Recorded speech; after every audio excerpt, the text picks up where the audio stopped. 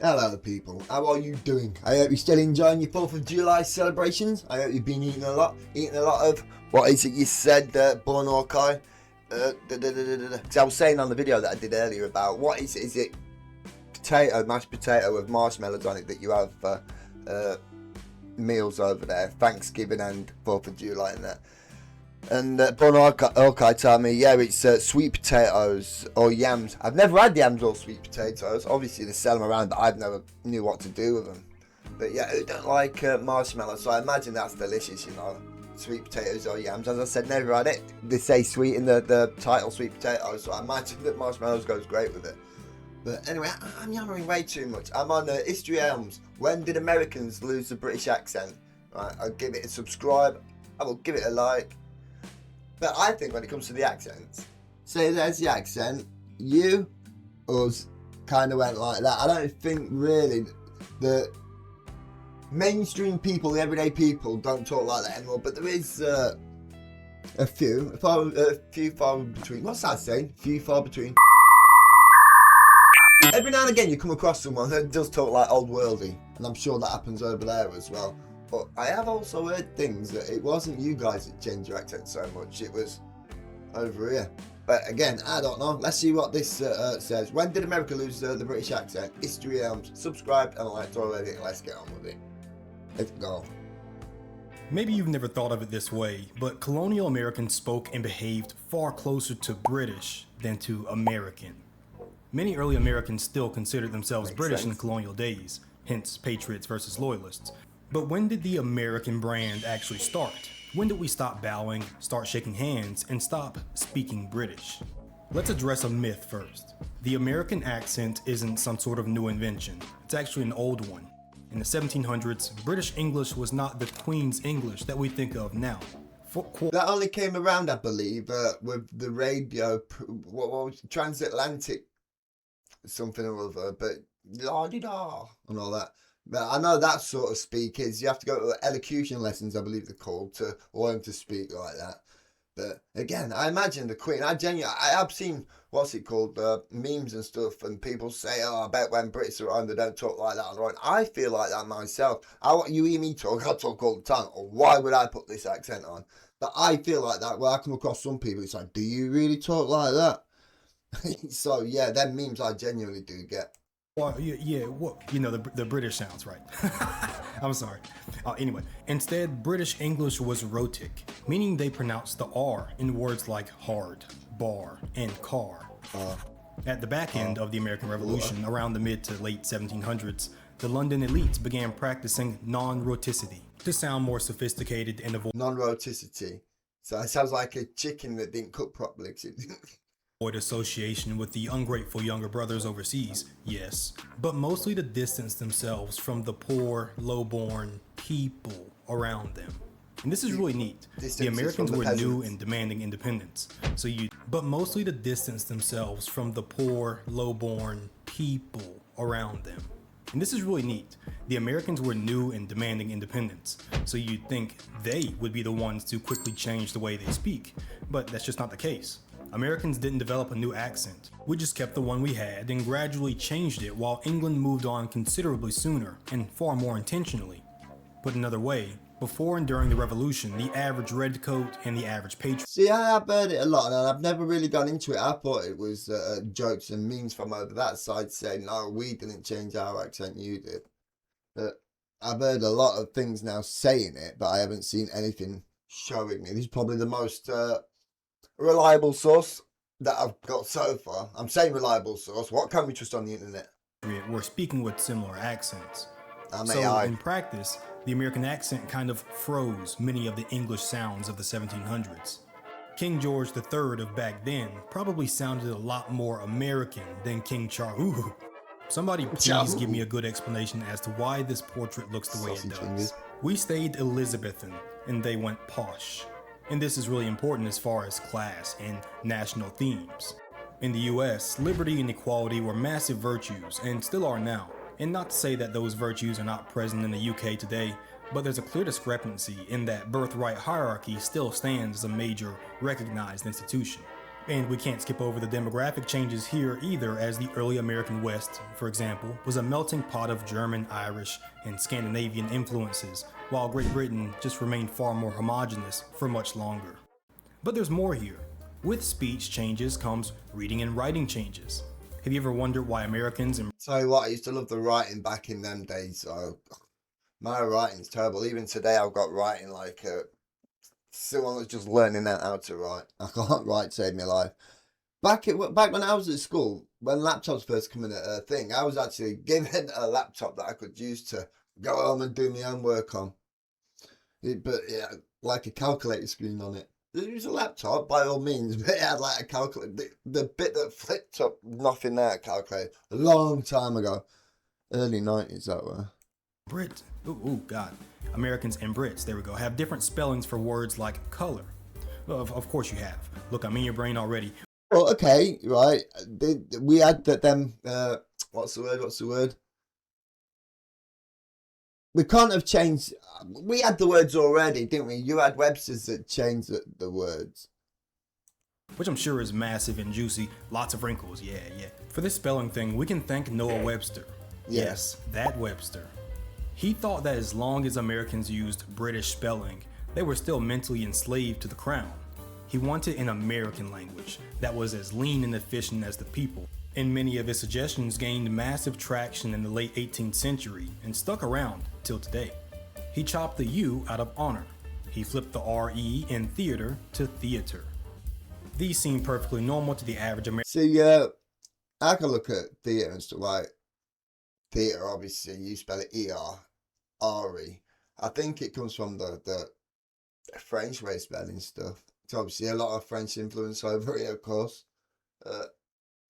A lot of the English language is mostly French, if I remember rightly. It's complicated. It's just crazy thing, isn't it? I love the stuff, but I'm not good at it. American nowadays, but get this, there were more reject the U out of honor. He flipped the RE in theater to theater. These seem perfectly normal to the average American nowadays, but get this, there were more rejected changes than accepted ones. I'll show you a few, and I think you'll really like this.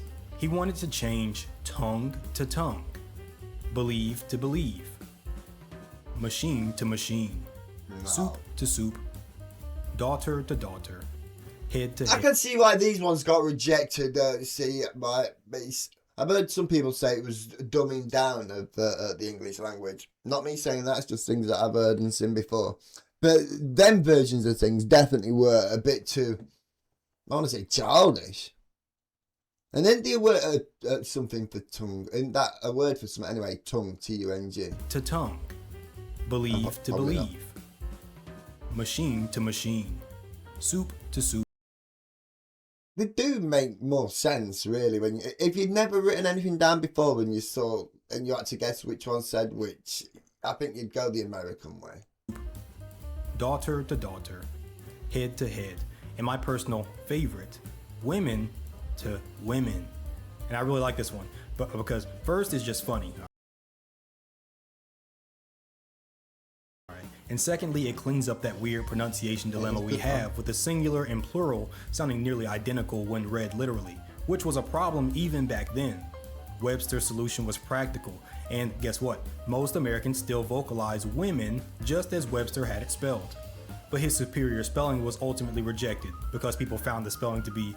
How many out there have gone full USA, sod the Brits, and gone with these rejected ones, and every time you went to write something down, you did write it down the actual Webster way? Let me know. Let me know in the comments. Yeah. Which alternative Webster spelling should we reintroduce today? And tell me how we should fix this women problem. Oh man, that sounds bad, but you know what I mean. The point here is that the speech changing along with the spelling was an attempt at I keep saying it, I am going to get a copy of this. I want this image. I want it. I really love this image. Psychological breakaway from the British, and it worked. Sooner or later, Webster was able to rewire the American brain to see Britishness as an extra, unnecessary piece of baggage. Oh, abrupt end. Right, you've been a bit skip at and... By 1790, acting British was socially dangerous. If you carried yourself like a duke, people assumed you wanted the redcoats back. They thought you were, a bit posh, perhaps bougie. Being practical, common, maybe even a bit plain was valuable both for the theme of equality as well as distance from Brittany. I just made that common noun up, but funny how you know exactly what I mean. Take a handshake, for example. In London, a bow was a physical map of who was above whom, but in Philadelphia, the handshake became the law of the land. It was a radical, metaphorical middle finger to the class system. You look a man in the eye and grip his hand. A display that we overlook now, but directly respects the See, I didn't know any of this. It's mad, isn't it? Absolutely mad. Language from the Declaration against Great Britain that all men are created equal. Benjamin Franklin was really good at this. He would show up to important events dressed humbly, even showing up to the French court in a raccoon hat and plain brown suit. Everyone else was in powdered wigs and silk stockings, even the men. It seemed unserious, but this representation of the American public as simple, somewhat rugged, was effective in securing French alliance against the British. I have a whole video on why Benjamin Franklin wasn't a president and really was just a goofy guy, if you're interested. Now, you'd think this trend from Franklin of being distinctly rustic and specifically anti-posh to contrast against the British would have translated to other founding fathers and early presidents. But this just didn't happen, not for a while. In fact, for the first 40 years, US presidents were still Virginia gentlemen, if you will. They spoke with a refined, rhythmic cadence. Then came 1828, and this absolute menace of a I'd have done no well back in them days. I talk worse than the peasants that you see on the movies with peasants in it. See, I'd definitely not. If they go on class, by the way, people can spot me a mile off. man became the seventh Actually, before I even start speaking, I think people all know what I am. president, Andrew Jackson. Definitely not posh. He ran on and embraced the persona of the regular man and woman. And while he wasn't the most morally upstanding figure, to say the least, he was dedicated to the average person. He may have been the only true common man president that the US has ever had. Let me know if you agree with that statement. I mean, just think, when's the last time we had a regular guy be president? I hit 17 straight three-pointers. Probably be for the better, right? Anyway, Jackson's inauguration was closer to a riot than a ceremony like we're used to now. No, really, it was an actual riot. Thousands of common people flooded the White House. They tracked mud on the expensive rugs, they broke fine china, and they forced the president to escape through a side door while the staff lured the mob outside with tubs of spiked punch. And now we close our eyes and visualize what that may have looked like. Look, guys, leave the president alone. Look, there's alcohol outside. And that's all it took. Man, we used to be a country, man. We used to be, To British observers, presumably with their There's a lot of British blood in them. If you want them out somewhere, offer them booze. noses upturned, this must have been the end of days. To Americans, it was the birth of the frontier identity. This is the moment we traded the salon for the saloon. We stopped trying to be refined and started being authentic. This is where the American voice gets faster, louder, and more utilitarian. Something interesting. That's going back to the thing we were saying right at the beginning, being authentic. I do come across people where I question, do they really talk like that? And that's right, I don't know whether it is over here. It's an actual fact that 99.9% of English people, I can't talk about the Welsh or the Scottish or Irish on this, we have like at least 2 or 3 different ways we talk, whether it be cadences and even words we use, whether you're on a phone, with your mate, whoever you're with, you might, when you bump into a certain person that you might never have met before, some subconsciously makes you talk to him some way, and that might come across as being fake, but apparently it's built into us over here in England. As I said, I can't talk about the rest of the UK, but I have found out with myself, it's like, why do I just sound like that speaking to them when I don't speak like that? And I found out when I came on here. I feel as though, my missus says to me all the time, I seem like a completely different person on here than I do in the real world. I don't speak in the real world. Right, let's get back on with it. Boom. We stopped trying to be refined and started being authentic. This is where the American voice gets faster, louder, and more utilitarian. Something interesting, though, we should note here, specifically with accents, is that we kind of went backwards. In the late 1800s and early 1900s, wealthy Americans got accent envy again, let's say. This created the mid-Atlantic accent. Nearly said that a minute ago. I wish I said it now. But these days, there is a lot of people, don't matter where they are these days, try and sound a bit uppity, a bit posh and that. I was going to say something that is catching on over there as well as over here, I imagine. that weird half British voice you hear in old movies, or from like Franklin D. Roosevelt's a good example of this, that weird like fake accent. Some schools even taught it to make Americans just sound better, more upper class, so to speak. But this ultimately failed. Why? Because the pioneer identity was just too strong already. After World War II, the mid-Atlantic accent died. Trying to sound elite just wasn't cool. It was very un-American. And there's definitely some subtext with that one. So, when did we stop acting British, speaking British? It wasn't a single day. Nothing in history is that fast. Instead, it was a 50-year slow fade from the halls of Parliament to the mud of the Tennessee frontier. Early American history gets skipped over, and it sucks because there's a lot of cool stuff. And I like showing off the weird parts and answering the burning questions. Click here to see why America abruptly stopped expanding its borders. If you learned something new, drop me a like, become a member. I definitely learned things new in there. Absolutely fascinating video.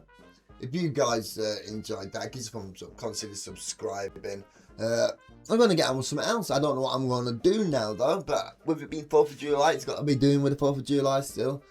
I was told in the comments as well that I mentioned something about imagine the world without America, and someone put in the comments, I can't remember what video it was off the back of, what video comment section it was in, but someone said that there's actually videos out there with you guys didn't win the War of Independence and the alternative.